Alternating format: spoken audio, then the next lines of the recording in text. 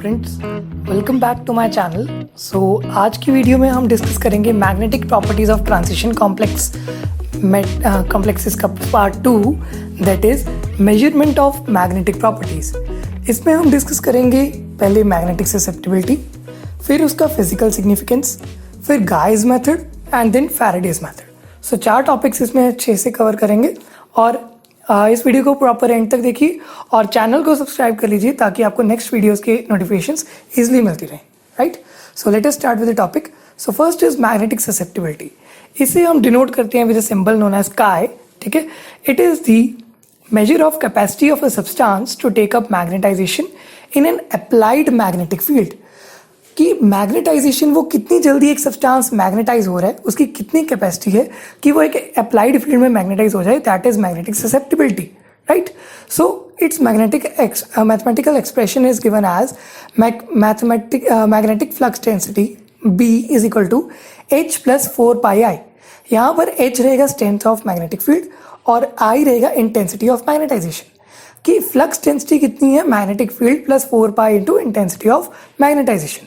अब हम देखते हैं, अगर हम पूरी इक्वेशन को H के साथ डिफाइड करें, सो हमारे पास इक्वेशन बनती है B/H is equal to 1 plus 4π I/H और B/H is equal to 1 plus 4π kappa. यहाँ पर जो हमारे पास B/H that is magnetic permeability of the substance और कापा जो है that is volume susceptibility, or we can say that it is magnetic susceptibility per unit volume of a substance। So हमें ये एक्सप्रेशन याद रखना पड़ेगा कि magnetic permeability is equal to 1 plus 4π into volume susceptibility, right। So physical significance अगर इस equation का देखें, so this is very important question to be asked in exam कि इस इक्वेशन का फिजिकल सिग्निफिकेंस क्या है। अब देखिए मैग्नेटिक परमिएबिलिटी क्या होता है, that is the ratio of density of lines of force within the substance to the density of lines of force in the same region in the absence of substance. जब substance पड़ा है तो उसमें कितनी lines pass हो रही हैं और जब सब्सटेंस नहीं पड़ा है तो उसमें कितनी लाइंस पास हो रही हैं, दोनों की रेशियो को हम कहते हैं मैग्नेटिक परमिएबिलिटी, कि कितनी लाइंस एक सब्सटेंस के अंदर जाने की कोशिश कर रही हैं। अब वैक्यूम में अगर देखें तो मैग्नेटिक परमिएबिलिटी तो 1 होगी, राइट। तो मैग्नेटिक परमिएबिलिटी की रेशियो जो है वो 1 होगी क्योंकि सब्सटेंस जो है उसका एयर में कोई मीडियम आया ही नहीं, तो वैक्यूम में ये चीज़ मैग्नेटिक परमिएबिलिटी 1 होती है। सो अगर इसको हम ऊपर वाली इक्वेशन पुट करें, सो 1 इज इक्वल टू 1 प्लस 4π कापा, और यहाँ से अगर कापा को सॉल्व करा जाए 1 minus 1 equal to 0, so kappa will come out to be 0। So यहाँ पर हम देखते हैं कि हमारे पास वैक्यूम रीजन में कापा 0 होगा और इसी के साथ हम देखते हैं कि अगर हमारे पास डायमैग्नेटिक सब्सटेंस है उसकी ससेप्टिबिलिटी नेगेटिव होती है बिकॉज लाइंस ऑफ फोर्स जो हैं वो कैंसल आउट कर देती हैं lines of force due to applied magnetic field. So B/H is less than 1 for diamagnetic substance and the susceptibility of paramagnetic substance is positive and that is greater than 1, right. So यहाँ पर हमें ये चीज़ जरूर note down करनी है कि अगर mass of solid दिए हुए हैं तो हमारे पास एक न्यू टर्म आ जाती है, इट इज मास ससेप्टिबिलिटी और स्पेसिफिक ससेप्टिबिलिटी, ठीक है। इसमें हम क्या करते हैं, मास ससेप्टिबिलिटी का हमारे पास फॉर्मूला होता है कापा बाय रो, जिसमें हम रो को डेंसिटी से डिवाइड कर देंगे, मतलब कापा को डेंसिटी से डिवाइड कर देंगे तो हमारे पास मास ससेप्टिबिलिटी आ जाएगा। अब हम नेक्स्ट डिस्कस करते हैं friends measurement of magnetic susceptibility. इसके कुछ एक्सपेरिमेंट्स हैं। पहले 2 मेथड्स हम पढ़ेंगे, first is Gouy's method and second one is the Faraday's method. So we will discuss it one by one. So first discuss Gouy's method. इसमें steps क्या रहेंगे, पहले हम फाइनली पाउडर्ड सब्सटेंस लेंगे या फिर हमारा जो सोल्यूशन है उसे ग्लास ट्यूब या सिलेंड्रिकल ट्यूब में रख देंगे, that glass tube is made up of Pyrex glass, ठीक है। अब इसमें करना क्या होता है, हम पहले इलेक्ट्रोमैग्नेट्स है हमारे पास, यहाँ पर आपको शो हो रही है, आप देखो ये एक इलेक्ट्रोमैग्नेट्स है। इलेक्ट्रोमैग्नेट्स पहले हम ऑन करेंगे, ठीक है। अब हम ऑन करने से पहले एक बार सब्सटेंस का वेट निकाल लेंगे, देन उसे वे करेंगे after switching on the electromagnets. So इससे हमारे पास 2 वेट्स आ जाएंगे, राइट। सो अब ऑब्जर्व क्या होगा यहाँ पर, दैट अगर सब्सटेंस पैरामैग्नेटिक हुआ it will weigh more in the presence of magnetic field than its absence. कि अगर सब्सटेंस पैरामैग्नेटिक है तो उसकी वेट जो है वो इंक्रीज हो जाएगा। So increase in weight is the measure of paramagnetism of substance, कि सब्सटेंस कितना मैग्नेटिक है वो उसकी इंक्रीज इन वेट से हमें पता चल जाएगा, राइट। सो ये गाइस मेथड हमारे प्रैक्टिकल में भी यूज होता है, so it is very important to note down here, right. So अब हम इसमें कैलकुलेशन देखते हैं क्या करनी है। The susceptibility can be easily calculated from the difference in the weight of the sample when magnet is off and when it is on. Magnet off करके भी हम वेट निकालेंगे, मैग्नेट ऑन करके भी वेट निकालेंगे, इन दोनों का डिफरेंस जो निकालेंगे दैट गिव्स अस ससेप्टिबिलिटी। और जो फोर्स होगी that is acting on the Gouy's tube, ठीक है, यहाँ पर गाइस ट्यूब जो सिलेंडर था उस पर जो फोर्स एक्ट करिए that is equal to F is equal to 1/a kappa H square. So हमें ये जरूर याद रखना है, F is equal to half a kappa H square, and this is formula is only valid in vacuum. और यहाँ पर A जो है that is cross sectional area of cylinder, H is the intensity of homogeneous part of magnetic field and kappa is the volume susceptibility. So हमें ये सारी terms के मतलब अच्छे से पता होना चाहिए। अब ये तो वैक्यूम में था, अगर हमारे पास वैक्यूम नहीं है तो एयर है, तो हम क्या करते हैं, हम ऑब्जर्वेशन एयर के लिए हम कापा डैश को माइनस करते थे from kappa, where kappa is the volume susceptibility of air. Sorry, यहाँ पर कापा डैश जो है that is volume susceptibility of air, तो हम वॉल्यूम ससेप्टिबिलिटी एयर की माइनस कर देंगे, तो हमारे पास जो न्यू फॉर्मूला आता है that gives us the force acting on the Gouy's tube, right. So ये आपको आई थिंक अच्छे से क्लियर हो गया। अगर हमारे पास एक सब्सटेंस है, अगर हमारे पास गाइस ट्यूब जो है वो हॉलो होती है, राइट, तो उसमें अगर डायमैग्नेटिक मटेरियल से बनी है तो एक नेगेटिव फोर्स एक्ट करेगी सैंपल पर, तो वो फोर्स जो है इसे हम डिनोट करते हैं by sine delta. So equation हमारी क्या बन जाती है, हम इसमें डेल्टा फोर्स ऐड कर देंगे, that is the total force acting on the sample, ठीक है।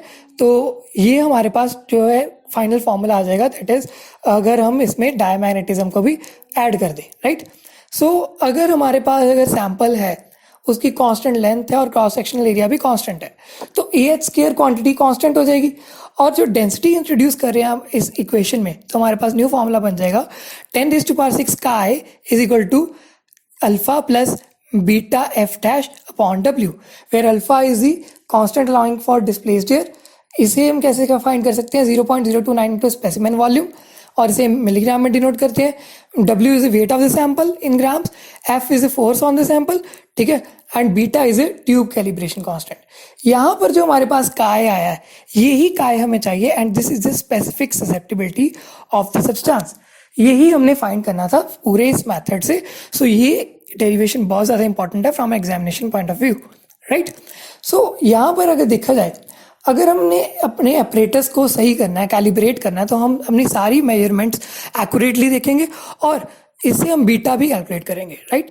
तो स्टैंडर्ड सब्सटेंस जिससे हम अपरेटस को कैलिब्रेट करेंगे that substance is our mercury tetrathiocyanate cobaltate 2, right. तो मैंने इसका फॉर्मूला लिख दिया, and its susceptibility is at 20 degree Celsius, its susceptibility is 16.44 into 10⁻⁻⁶। इसे यूज़ करके हम पहले ट्यूब कैलिब्रेशन कांस्टेंट निकालेंगे, फिर हम बाकी की मेजरमेंट्स करेंगे। सो ये बहुत इंपॉर्टेंट है, एंड इसे अच्छे से याद कर लीजिए। एंड अब हम देखते हैं advantages and disadvantages of guys method. Advantages में हमारे पास जो मेथड है ये बहुत सिंपल है, इजी टू एग्जाम्पल है, it is easy to handle and use. So Gouy's tube में हमारे पास जो अमाउंट ऑफ सैंपल है वो बहुत ज़्यादा होता है, तो फोर्सेस भी ज़्यादा लगेंगी, तो स्मॉल सा अगर केमिकल बैलेंस भी ले लें तो भी हमें चेंजेस इन मास जो है पता लग जाएंगे। पर लेकिन यहीं पर अगर इसके डिसएडवांटेज देखें कि हमें सैंपल तो बहुत ज़्यादा चाहिए, अगर हमारे पास थोड़ा सैंपल है तो हम गाइस ट्यूब से तो मेजर कर ही नहीं सके। और सेकेंड थिंग क्या है कि it requires uniform packing of substance in guys tube. अब यहाँ पर हमें यूनिफॉर्म पैकिंग चाहिए, ये नहीं कि हमारे पास सब्सटेंस जैसे मर्जी बढ़ाओ, यूनिफॉर्मली पैक्ड होना चाहिए। सो ये हमारे कुछ एडवांटेजेस एंड डिसएडवांटेजेस हैं। सो ये हमारा हो गया गाइस मेथड। अब नेक्स्ट डिस्कस करते हैं, that is Faraday's method. Faraday's method जो है इसके कुछ फीचर्स हैं। पहला कि ये स्पेसिफिक ससेप्टिबिलिटी को डायरेक्टली दे देगा। जो हमने 10⁻⁶ काय वाला फॉर्मूला पीछे इतना लंबा लगाया, राइट, इतनी सारी डेरिवेशन सॉल्व करके लगाया, इसे हम डायरेक्टली फैराडेज मेथड में निकाल सकते हैं काय को, राइट। सो यहाँ पर हमारे पास सैंपल भी बहुत ज़्यादा कम यूज़ होगा, और सैंपल को हम इन होमोजीनस फील्ड में भी रख सकते हैं, and that in homogeneous field is H0, and इसका magnetic field gradient is in the X direction, so that is delta H upon delta X. So ये कांस्टेंट रहेगा पूरे सैंपल के लिए। और यहाँ पर एक और फीचर है कि हमारे जो मैग्नेटिक पोल्स हैं इनको एक अच्छे से डिज़ाइन करा गया है ताकि ये एंटायर रीजन में हमारी जो मैग्नेटिक फील्ड ग्रेडियंट है that should be constant, and entire reason जो है उसमें हमारे सब्सटेंस को मेजर किया जा सके, उसकी मैग्नेटिज्म को मेजर किया जा सके, राइट। अब फैराडेज मेथड में हमारे पास स्टेप्स क्या रहेंगे? पहले हम क्या करते हैं, एक सैंपल लेते हैं जिसका बहुत थोड़ा सब्सटेंस लाइक 0.1 से लेकर 10 मिलीग्राम सब्सटेंस लेंगे, उसे हम कांस्टेंट मैग्नेटिक फील्ड में इंट्रोड्यूस कर देंगे। फिर फोर्स एक्टिंग जो है सैंपल की, उसे हम मेजर करेंगे with the help of electro balance as shown in the diagram, right. So यहाँ पर हमारे पास जो फोर्स आएगी दैट इज m का h not into delta H upon delta X. So हमारी यहाँ पर ये फॉर्मूला याद करना है, m का h not into delta H upon delta x. And ये फोर्स जो है it is measured directly by weighing this sample in and out of the field. और जो डिफरेंस इन वेट होगी, जैसे हमने पिछले मेथड में किया था, difference in weight is equal to the force, right. So अब देखते हैं फैराडेज मेथड के में प्रैक्टिकली जो फोर्स है वो जो डिटर्मिन कर रहे हैं उससे ही हम ससेप्टिबिलिटी निकालेंगे। और हमारे पास जो यहाँ पर भी जो सोल्यूशन यूज़ होगा दैट इज़ मर्क्यूरी टेट्राथायोसाइनेटो कोबाल्टेट, और इसकी ससेप्टिबिलिटी तो हमें पता ही है, that is equal to 16.44 into 10⁻⁶ at 20 degree Celsius.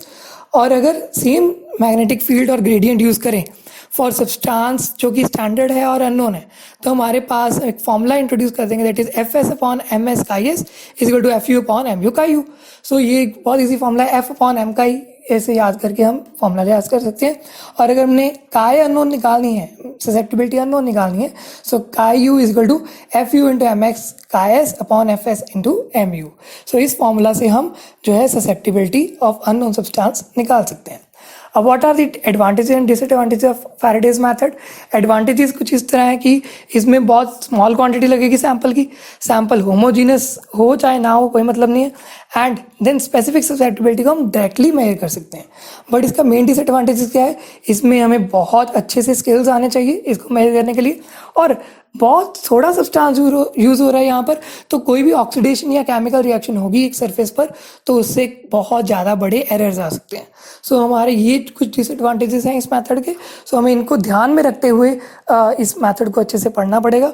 और यहाँ पर आज का टॉपिक स्टॉप कर रहा हूँ, ये वीडियो इतनी ही रहेगी, बट लेकिन इसके बाद हम जो पार्ट करने वाले हैं that is diamagnetic correction and magnetic susceptibility and magnetic movement, तो वो पार्ट्स भी बहुत इंपॉर्टेंट है, तो आपने उसको अच्छे से देखना है। And do subscribe to our channel and share this video to maximum ताकि ये सब तक पहुंच सके।